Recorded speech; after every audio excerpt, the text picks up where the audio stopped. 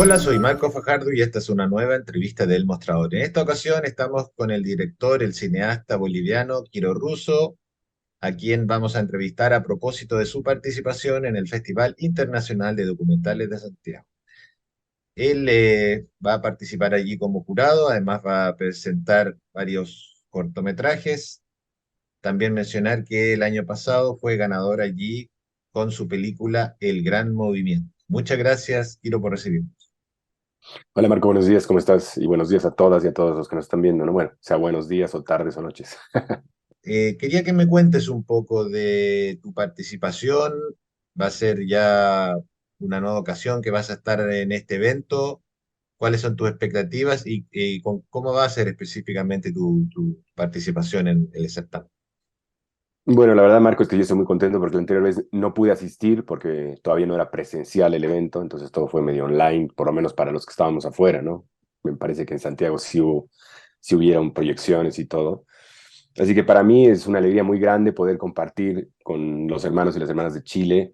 La verdad es que las películas y todo lo que yo vengo haciendo alrededor del cine, lo que más me interesa es que las veamos aquí en Latinoamérica, porque un poco la idea de mis películas es generar diálogo, generar pensamiento y generar preguntas, y sobre todo entre nosotros, ¿no? Los latinoamericanos, las latinoamericanas. Entonces, para mí es genial poder estar allá, compartir las películas, los cortometrajes que he hecho, algunos de los cortometrajes que he hecho, y sobre todo poder hablar de cine, ¿no? Yo voy a dar un masterclass que tiene mucho que ver con el guión, ¿no? Como una aproximación alternativa o diferente al guión, que es la manera en la que yo trabajo. Voy a compartir un poco de esta experiencia.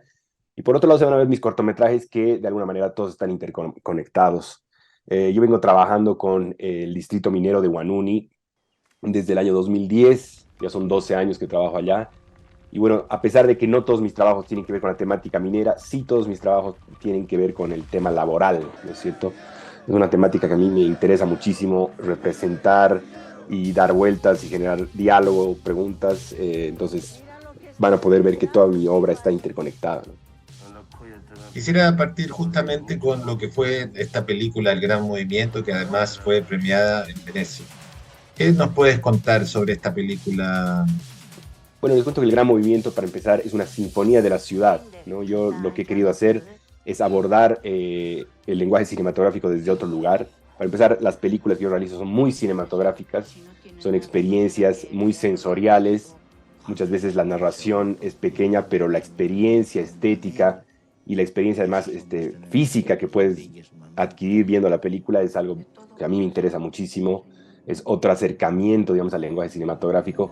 Y esta película además tiene una conexión y un diálogo con muchas capas de la historia del cine y del arte de mi país, ¿no? Y vuelvo a hablar de las sinfonías de la ciudad porque esta película es una sinfonía de la ciudad de La Paz. Mi ciudad es uno de los tres personajes principales de la película.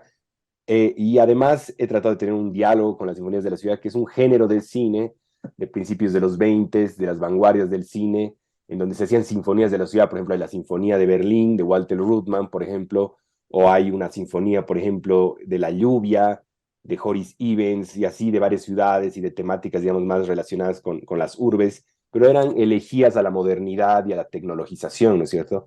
A mí me ha interesado utilizar este género para hacer una crítica y hacer una película más bien posmoderna y mostrar una cierta decadencia del sistema capitalista, pero partiendo obviamente de las lógicas de Bolivia y de Latinoamérica, de intercambio, de mercado, y sobre todo mostrar a las personas, los personajes principales en esta historia, que son los que sostienen el sistema, que son trabajadores y trabajadoras del mercado y de otros trabajadores que están sosteniendo de alguna manera con sus cuerpos el sistema capitalista, ¿no es cierto? Ahora, a la hora de filmar, tú trabajas con actores profesionales, no profesionales. ¿De dónde vienen esos personajes que vemos en tus películas? Yo no trabajo con actores, básicamente, justamente a la vez me interesa muchísimo hacer una labor social en el cine que hacemos.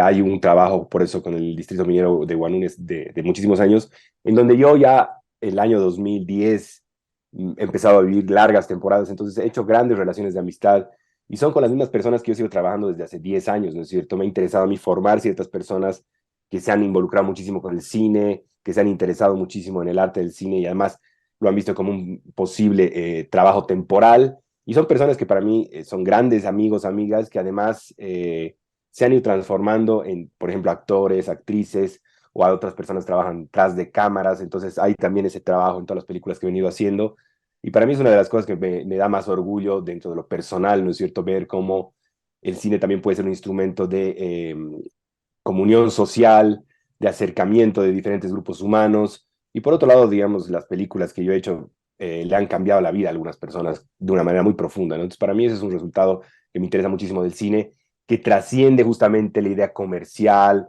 o marketinera de lo que es hacer películas, ¿no? No me interesa a mí mucho el cine como un entretenimiento, sino como una obra de arte, como una obra de pensamiento y como una obra, como un instrumento para hacer obra social, ¿no es cierto?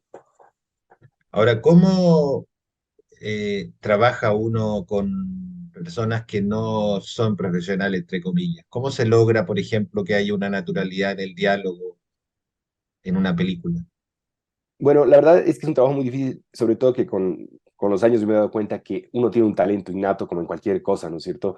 Yo he tenido experiencias con amigos mineros que, por ejemplo, yo daba por hecho que iban a ser actores principales por ejemplo, en mi anterior película, después de haber tenido relaciones de amistad de muchos años y al final, a la hora de la hora, ellos no podían estar frente a la cámara, ¿no es cierto? Entonces, realmente, es un primer talento que uno tiene para empezar de poder ser uno mismo frente a las cámaras. Creo que eso, de entrada, es uno de los requisitos, no solo para personas que no son actores, sino para cualquiera que quiera actuar y estar en una película y transformarse después en actor de cine, actriz de cine. El primer paso es poder ser natural frente a las cámaras, ¿no es cierto? Entonces, una vez que yo consigo estas personas que pueden ser naturales frente a las cámaras, ya se empieza a moldear, pero además a mí no me interesa esta idea de que ellos construyan personajes, sino me interesa justamente que puedan ser ellos mismos frente a las cámaras, porque esa es otra de las cosas que me interesa del cine, ¿no? Poder este, perpetuar ciertas huellas en el tiempo de sus presencias, de sus formas de hablar, cosas que para mí no habían sido retratadas antes en el cine, ¿no? Ahora, seguramente has podido también compartir esas películas en la comunidad con la que trabajas. ¿Cómo ha Totalmente. sido para ellos verse en el cine? Para mí ha sido una de las experiencias más fuertes y es siempre poder compartir las películas, ¿no? Porque mis películas además parten de diálogos. Por ejemplo, mi anterior película, Viejo Calavera, que pasa íntegramente un 90% dentro de la mina. Las temáticas que toca esa película son todas cosas que los mismos mineros me habían pedido que yo ponga en una película, ¿no? Y para mí fue muy fuerte el estreno de esa película en la comunidad minera porque nosotros esperábamos 300 personas, hemos reabierto un cine minero que estaba cerrado más de 30 años y esperábamos como 300 espectadores y han terminado yendo 3.000 personas en un día, ¿no? O sea, todo el pueblo quería ver la película y es una película que es súper interpeladora, es súper fuerte y obviamente han habido discusiones, críticas muy fuertes, sobre todo porque se muestran realidades muy duras, ¿no? Como por ejemplo el alcoholismo y las condiciones de la vida minera, como por ejemplo partiendo desde la oscuridad. Y para mí es muy interesante porque muchas mujeres renegaban de estas temáticas y los mismos mineros defendían estas temáticas porque son la realidad de lo que ellos viven diariamente, ¿no? Entonces, para mí es muy interesante ver cómo estas obras también pueden generar un diálogo, llevándolo además a un nivel súper extremo que es incluso cuestionar qué es cine y qué no es cine, o hasta dónde es el cine, o qué límites hay en el cine, que tiene que ver mucho más allá de simplemente contar una historia, ¿no? Ahora, a la hora tú de dar una clase, ¿por qué, o sea, qué quieres transmitirle a los alumnos y por qué te interesa transmitir este tipo de cine? ¿Por qué en Latinoamérica, en nuestro caso, o por qué por qué deberíamos hablar de nosotros mismos?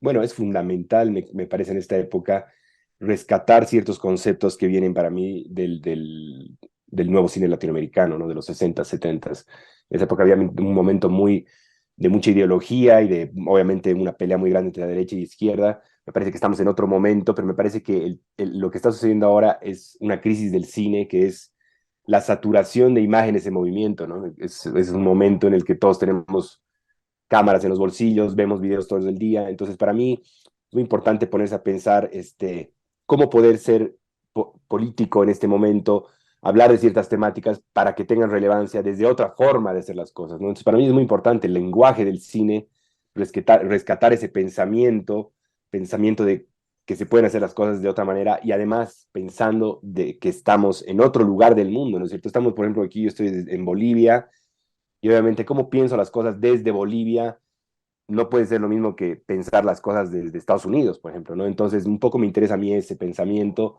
me interesan también hacer películas que puedan exigir más al espectador, ¿no es cierto? Porque al final el cine que realmente ha triunfado y el cine que ve todo el mundo es un cine más bien que te rapta la mente y uno se entrega, digamos, a una narración y básicamente eso es lo único que pasa. En cambio, a mí me interesa hacer un cine que tenga que ver con tratar de ingresar a nuevas formas de representación y eso me parece fundamental hacerlo en Latinoamérica porque justamente estamos en otro lugar y creo que hay que muchas realidades y muchas historias de nuestros países que tienen que ser contadas y además muchas formas diversas en las que pueden ser contadas, ¿no? Que me interesa mucho a mí impulsar a eso, ¿no? Pero como yo te decía, Marco, antes, esta charla que iba a hablar específicamente tiene que ver con el guión.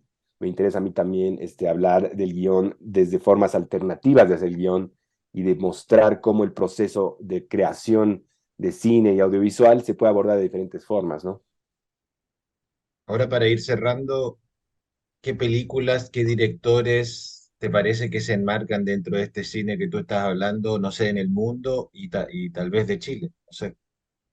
Bueno, yo tengo un gran referente, obviamente, que es Siga Bertov, que es soviético y que es un cine que justamente es un cineasta que a mí me interesa mucho, a mí, como Robert Bresson, también de Francia, porque son cineastas que justamente han pensado el lenguaje del cine como un lenguaje independiente a las otras artes, ¿no es cierto? Ellos realmente han creído que se podía generar otro tipo de narraciones y relatos a través simplemente de los elementos principales del cine, inclusive trascendiendo la idea del teatro, ¿no? Y a mí me interesa mucho esa idea. Yo también comparto con ellos la idea de que el cine es un lenguaje muy poderoso que tiene sus propias características, sus propias posibilidades expresivas, narrativas y políticas, ¿no? En su discurso, en su forma de contar las cosas. Y de Chile, claro, para mí hay un gran referente a nivel mundial, como todas y todos sabemos, que es Raúl Ruiz, obviamente, ¿no? Raúl Ruiz para mí es obviamente muy referente. Bueno, algunas de sus películas, porque como sabemos, Raúl ha hecho tanto que ha hecho de todo, ¿no? Pero Mm. definitivamente es un gran cineasta chileno que para mí es súper referencial. Debería serlo para todos y todas las latinoamericanas, ¿no? Y latinoamericanos. Bueno, Kiro, te agradezco mucho por tu tiempo y te deseo mucho éxito en tu participación en Fidox. Gracias, Marco, que estés bien.